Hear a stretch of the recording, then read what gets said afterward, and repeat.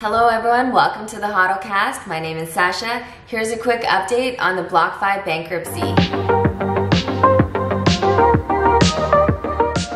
So there's some good news for California customers. Anyone who sent money to Blockfi after it shut down on November 11th, that is a California resident, they're gonna get their money back, pending approval from the bankruptcy judge. But Blockfi has agreed to it. Those transfers shouldn't have come in. Those people were not adequately notified that Blockfi had entered bankruptcy, and they just continued making their loan payments on schedule. Those loans were in forbearance, so Blockfi is gonna give that money back.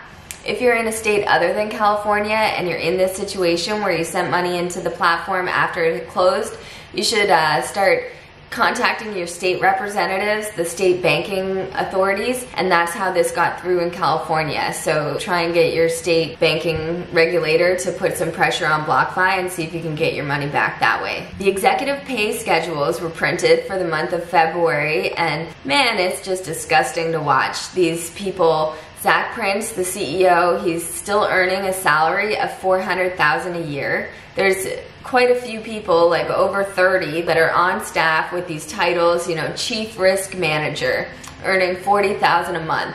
Can you imagine? I would be so embarrassed if that was my title and I lost everyone's funds and then I'm still basically stealing from them, and what kind of work could they be doing on a day-to-day basis to be earning that large of a salary? The risk manager, geez, they even maybe did have an important job to do that they failed because they put hundreds of millions of dollars into Silicon Valley Bank, which was another failing bank, and didn't have FDIC insurance on those funds, which is a violation of the bankruptcy rules for how you're supposed to hold customer funds. The bankruptcy judge even warned Blockfi before the Silicon Valley Bank collapsed that those $227 million needed to be moved into an FDIC-insured account. It hasn't been moved yet to my knowledge, but it's actually in a money market mutual fund. So it wasn't a regular deposit on Silicon Valley Bank, so it wasn't FDIC insured. Originally, it should have been split into multiple accounts of $250,000 each, which is the FDIC limit.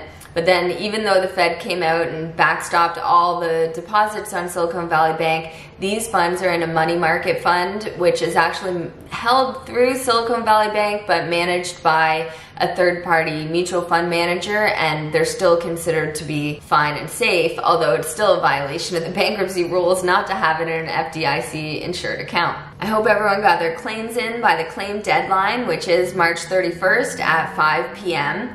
Even if you filled your form out wrong, you can always amend it. The important thing is just getting your name in there, letting them know you have a claim, you want to be able to vote, you want to receive funds back, you want to keep getting notified about different communications through Kroll. That's why it's important to fill those claim forms in. Braunstein, Gerwitz, and Grossman, an American law firm, has filed a class action lawsuit against Blockfi and several of its executives. They're actively soliciting more people to join the class action, so if you're interested and you had a BIA account, the interest-bearing accounts, I'll put their comment details in the link under this video. I know a lot of people have actually reached out to me to see if I could help them with some kind of class action, but unfortunately, that's just not the kind of law I do. I'm more of a compliance attorney. I help a lot of crypto companies with the Bank Secrecy Act compliance and more day-to-day operations. I'm not in the class action litigation side. So I was really glad to see that there is a firm out there that's doing this, and gladly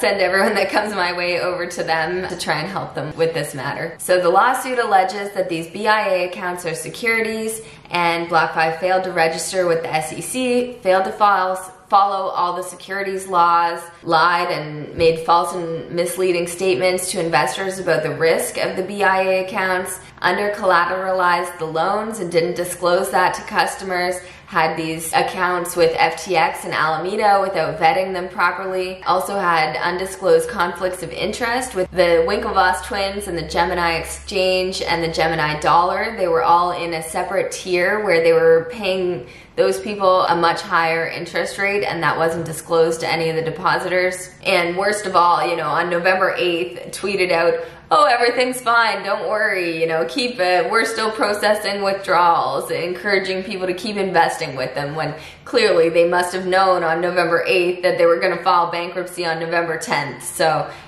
you know, that was clearly a lie by their marketing manager, Flory Marquez. There's an active claims market for bankruptcy claims, and Blockfi is not being priced that well. Of the 5 crypto bankrupt companies, Blockfi is the second lowest, so it's being priced at 14 cents on the dollar. And historically, these claims prices are pretty accurate. The market has a lot of insight into what claims should be valued at, and so yeah, 14 cents.